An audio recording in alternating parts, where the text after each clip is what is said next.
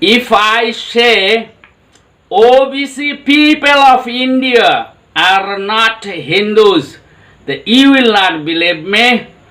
Nobody will going to trust me. But if they, the people from the OBC say this, then you may trust it, you may believe it. And he is not an ordinary man. He is the head of many organizations like BAMSEP, like Mool Nivasi Sangha, like OBC Scheduled Caste, Scheduled Tribe, Mukti Sangha. So many organization is there, and he is the head of it. He is saying, what he is saying, OBC people of India are not Hindus. Then rest of the Hindus lose their majority power. This is not first time they are saying all these things. They are campaigning, they are telling people for long.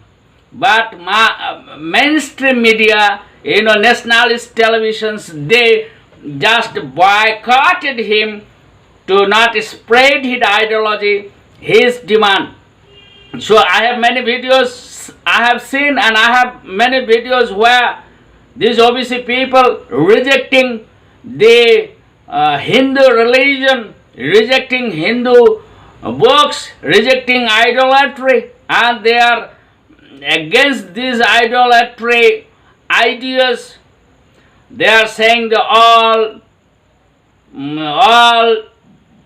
detrimental things because of this, calling them Hindus. So listen this video and decide yourself.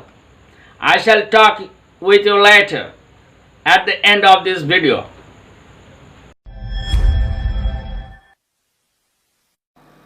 ब्राह्मण लोग अपने धर्म का नाम हिंदू कहते हैं और हिंदू शब्द वेद, श्रुति, स्मृति, पुराण, रामायण, महाभारत, गीता कहीं पर भी हिंदू शब्द नहीं है।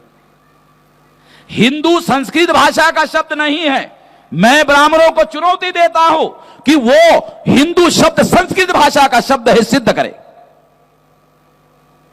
हिंदू हिंदी भाषा का भी शब्द नहीं है, वो सिद्ध करे। संस्कृत भाषा का भी नहीं है, हिंदी भाषा का भी नहीं है, और भारतीय भाषा का नहीं है। आखिरी कील मार देता हूं, भारतीय भाषा का नहीं है, ये अभारतीय भाषा है। पर्शियन भारतीय भाषा नहीं है।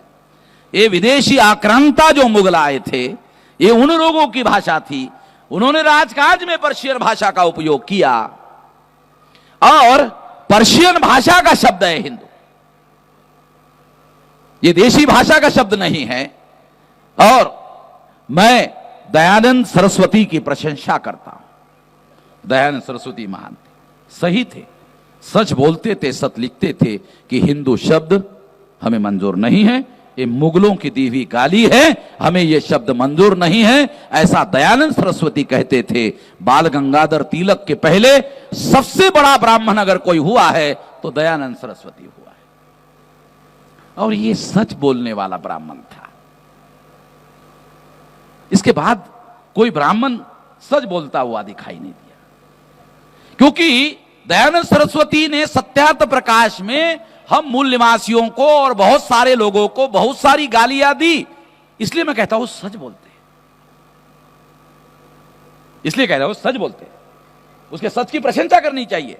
उसने लिखा कि हिंदू जो शब्द है हमें स्वीकार्य नहीं है, ये मुगलों की दी हुई गाली है, ये गाली हमें मंजूर नहीं, ऐसा वो खुद कहते हैं। इसलिए साथियों, एक तो ये हिंदू शब्द जो है इस रेफरेंस में हम लोगों को समझाने के लिए बता रहा हूं।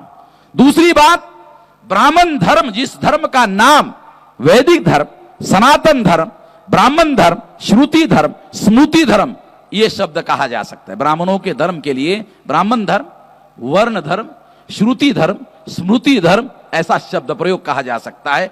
इनको दस्तावेजी प्रमाणित किया जा सकता है। तो अगर इसका नाम हम चर्चा के लिए स्वीकार करे कि यह वैदिक धर्म है, तो कोई एससी एसटी ओबीसी का आदमी हम वैदिक धर्म के हैं किस आधार पर कहेगा?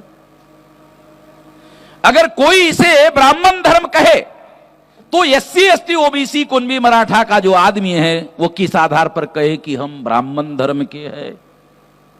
मुश्किल की बात है। ब्राह्मणों ने इस बात को समझने की कोशिश की और यह समझने की एक वजह हुई, और सबसे बड़ी वजह हुई वो है एडल्ट फ्रेंचाइज इंग्लैंड में लागू हुआ, प्रौढ़ मताधिकार लागू हुआ। तो ब्राह्मणों ने सोचा आज नहीं तो कल, कल नहीं तो परसों, भारत ब्रिटिश इंडिया है, और ब्रिटिश इंडिया है तो ब्रिटेन में जो भी कानून बनेगा आज नहीं तो कल भारत में लागू हो जाएगा, तो भारत में भी एडल्ट फ्रेंचाइज लागू हो जाएगा, प्रौढ़ मताधिकार लागू हो जाएगा। अगर हर 21 साल के व्यक्ति को भारत में वोट का अधिकार मिलेगा, जिन लोगों को हमने थम्सअप बनाया, थम्सअप समझते हो? कोल्ड ड्रिंक नहीं, आप समझते होंगे थम्सअप का मतलब कोल्ड ड्रिंक है, कोल्ड ड्रिंक नहीं, थम्सअप का मतलब है अंगूठा टेक। ब्राह्मणों ने हम लोगों को अंगूठा टेक बनाया था। अब ये जो अंगूठा टेक जिनको बनाया था साजिश के तहत, उन लोगों को वोट का अधिकार मिलेगा, हर 21 साल के व्यक्ति को वोट का अधिकार मिलेगा, और वो अपने चुनाव क्षेत्र में विधानसभा और लोकसभा में उसके वोटों के आधार पर एमएलए और एमपी चुना जाएगा। इतना पावरफुल अधिकार जिसके बारे में कभी कोई कांग्रेस के अधिवेशन में रेजोल्यूशन पास नहीं हुआ। गांधी जी ने बहुत सारे सत्याग्रह किए, मगर एडल्ट फ्रेंचाइज लागू होना चाहिए, इसके लिए गांधी ने अपने जीवन में कभी कोई सत्याग्रह नहीं किया, कभी कोई आंदोलन नहीं किया, कभी कोई जेल भरो आंदोलन नहीं किया, कभी कोई गांधी ने उपवास नहीं किया अंग्रेजों के विरोध में कि भारत में प्रौढ़ मताधिकार लागू किया जाए, बल्कि गांधी ने राउंड टेबल कॉन्फ्रेंस में जो भाषण दिया, मेरे पास रिकॉर्ड है, उसमें उन्होंने कहा संस्थानिक प्रजा को, 650 संस्थानिक थे, संस्थानिक राजा थे, उनके बारे में गांधी ने भाषण में कहा कि संस्थान में रहने वाली प्रजा को वोट का अधिकार दिया जाना चाहिए या नहीं दिया जाना चाहिए, ये निर्णय करने का अधिकार संस्थानिक राजाओं को दिया जाना चाहिए। बाबा साहब आंबेडकर खड़े हो गए और कहा संस्थानिक राजा प्रजा के मालिक नहीं है, और संस्थानिक प्रजा को भी वोट का अधिकार प्रौढ़ मताधिकार के आधार पर मिलना चाहिए। गांधी का प्रतिवाद राउंड टेबल कॉन्फ्रेंस में, रिकॉर्ड सारी चीजें हैं, सारी चीजें रिकॉर्ड में। अंग्रेजों ने वो दस्तावेज वहां सुरक्षित रखा हुआ है, क्योंकि ब्राह्मणों की एक आदत है, जो दस्तावेज उनके विरोध में होता है वो दस्तावेज वो गायब करते हैं। ऐसा ब्राह्मणों का इतिहास है, मेरे पास में इसके भी बहुत सारे सबूत है, मगर ये कोई सब्जेक्ट नहीं है जिस पर इस विषय पर बात किया जाए। तो मैं अंग्रेजों का भी धन्यवाद देता हूं कि उन्होंने ब्राह्मणों के बदमाशी के दस्तावेज वहां सुरक्षित रखे, और उसके लिए एयर कंडीशन बना के रखा, उसके लिए धन्यवाद। ये कागज खराब नहीं होने चाहिए, उसके लिए एयर कंडीशन रखा। मैं जाके देख के आया, अगर किसी के पास पैसे की हिम्मत है तो वो भी जाके देख ले, जो मैं कह रहा हूं वेरीफाई कर ले। यहां हम लोगों को रहने के लिए घर नहीं है, वहां भारत के पत्थर रहते हैं, और पत्थरों के लिए एयर कंडीशन है। जिन पत्थरों पर लिखा हुआ शिलालेख जो है उस पर लिखा हुआ है वो पत्थर वहां पर है, और उसके लिए एयर कंडीशन लगा हुआ है। साथियों, जो बात मैं आप लोगों को समझा रहा हूं वो बात महत्वपूर्ण यह है कि यदि इसको ब्राह्मण धर्म माना जाए, ये हिंदू धर्म नहीं है, मगर ब्राह्मण धर्म मानने से अल्पसंख्य ब्राह्मण अल्पसंख्य बने रहते हैं।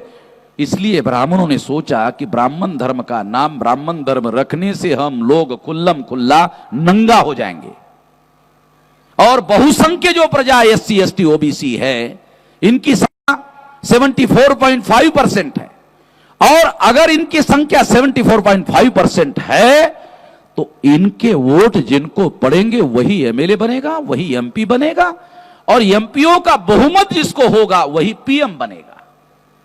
इसका मतलब इनकी संख्या ज्यादा, इनके वोट ज्यादा, तो इनका एमपी ज्यादा, तो इनका पीएम भी होगा। ब्राह्मणों ने कल्पना में सोचा, बराबर सोचा, गलत नहीं सोचा, कल्पना में सोचा, बराबर है, ऐसा होगा। इसलिए ब्राह्मणों ने अपने धर्म का नाम ब्राह्मण धर्म के बजाय हिंदू धर्म, ताकि इसको पर्दे के पीछे छुपा के रखा जाए। फिर ब्राह्मण कहते हैं कि हमारे धर्म के बहुत सारे पंथ है। हमारा एक हिंदू धर्म है, ब्राह्मण कहते हैं हमारा एक हिंदू धर्म है और उस धर्म के बहुत सारे पंथ है। वारकरी हमारा ही पंथ है, जबकि तुकाराम उसको ठोका मार रहा है।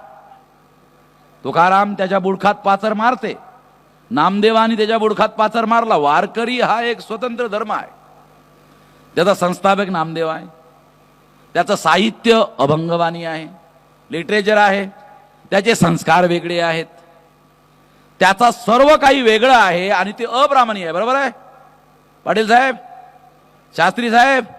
मी शास्त्री नाही आहे, त्यामुळे तुमची मदत घेणं मला आवश्यक वाटते। इसलिए बता रहा हूं कि वारकरी एक स्वतंत्र धर्म है। ब्राह्मण उसको अपने अंदर समाहित करने के लिए, मराठीमध्ये ज्याला गिळंकृत करणे असं म्हणतात, समाहित करने के लिए उन्होंने उसको कहा ये पंथ है। लिंगायत नहीं, ये भी पंथ है। ऐसे हजारों पंथ भारत में हैं, तो वो कहते सारे हिंदू हैं। और ये हिंदू धर्म के पंथ है, ये हिंदू धर्म के पंथ है। इसका मतलब है ये हिंदू धर्म के ही पंथ है तो सभी हिंदू है। जो वर्ण व्यवस्था को मानते हैं वो भी हिंदू है, जो वर्ण व्यवस्था को नहीं मानते हैं वो भी हिंदू है, जो जाति व्यवस्था को मानते हैं वो भी हिंदू है, जो जाति व्यवस्था को मानते नहीं है वो भी हिंदू है, जो अस्पृश्यता को मानते हैं वो भी हिंदू है, जो अस्पृश्यता को नहीं मानते वो भी हिंदू है। अरे बड़ी अजीब किस्म की बात। ये होने वाला नहीं था एडल्ट फ्रेंचाइज की वजह से। वो प्रौढ़ मताधिकार, आप लोगों की संख्या ज्यादा, आप लोगों के वोट ज्यादा, और ब्राह्मण धर्म के नाम पर ब्राह्मण अगर आपके पास वोट मांगने के लिए आएगा तो वो क्या कहेगा कि आम्ही ब्राह्मण श्रेष्ठ लोक आहोत, जन्मानं श्रेष्ठ आहोत, तुम्ही आम्हाला मतदान करा, असं जर ते प्रचार करतील तर तुम्ही त्यांच्या ढुंगणात लाथा नाही मारणार? चायला तुम्ही श्रेष्ठ आहात तर तुमच्या घरी जा, तुम्हाला आम्ही मतदान करणार नाही। कालपर्यंत तुम्ही स्वतः सेल्फ डिक्लेअर्ड उच्चवर्णीय होता, आता आमचं मतदान तुम्हाला मिळेल तर उच्चवर्णीय राहाल ना तुम्ही, आणि आमचं मतदान जर तुमच्या ढुंगणात पडलं तर तुम्ही कसे काय उच्च राहणार? लोकांना ही गोष्ट, लोगों को ये बात समझ में आएगी। बाबा साहब आंबेडकर को अंग्रेजों ने पूछा, तुम्हारे लोग पढ़े लिखे नहीं है, अनपढ़ है, तो इन लोगों को प्रौढ़ मताधिकार की मांग क्यों कर रहे हैं? तो बाबा साहब आंबेडकर ने अंग्रेजों को जवाब दिया, ये बात सही है, पढ़े लिखे नहीं है, अनपढ़ है, मगर exercising of vote, exercising of vote, bar bar vote देने से उनकी दिमाग घिस जाएगा, उनको भी अकल आएगी किसको वोट देना चाहिए, किसको नहीं देना चाहिए। Exercising of vote, on the record बातें बता रहा हूं। इसलिए ब्राह्मणों ने यह सोचा कि बहुसंख्य लोग जो है ये हमारे विरोध में हैं, इसलिए उन्होंने अपने धर्म का नाम ब्राह्मण धर्म की जगह हिंदू धर्म रखा, और जो उसके विरोधी लोग थे उनको उन्होंने पंथ घोषित किया और अपने अंदर समाहित किया। अब बात स्पष्ट हो गई। अब आपको बताना चाहता हूं, वो आपको अभी पंथ निरपेक्षता का मामला समझ में आएगा। इसका मतलब यह है कि हिंदू धर्म वास्तव में ब्राह्मण धर्म है। इसने चोला बदला वोट लेने के लिए, और सारे पंथ जो इनके विरोध में विद्रोही आंदोलन थे, इसके विरोधी थे, उसको उन्होंने पंथ घोषित किया, और पंथ जो है हिंदू धर्म के घोषित कर दिया और अपने अंदर समाहित कर लिया। ये भी हिंदू है, ब्राह्मण भी हिंदू, इसके विरोध करने वाले भी हिंदू, सारे के सारे हिंदू है, और इस तरह से हिंदू बहुसंख्य है। हो गया, हिंदू बहुसंख्य है। अभी आरएसएस के लोग यही कहते, विश्व हिंदू परिषद के लोग यही कहते कि हिंदू बहुसंख्य है। इस बात को समझना जरूरी है, बहुत खास बात बता रहा हूं, क्योंकि कांग्रेस में और बीजेपी में, आरएसएस में कोई मौलिक अंतर नहीं है, क्योंकि ब्राह्मण लोग जो है एक जैसा ही विचार करते हैं, एक जैसा ही थिंकिंग करते हैं, इसमें कोई अंतर नहीं होता है।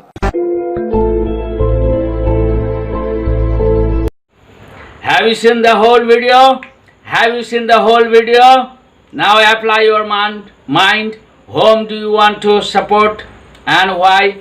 Why we should support whom and why? Now I want to spread this news throughout India, throughout the world.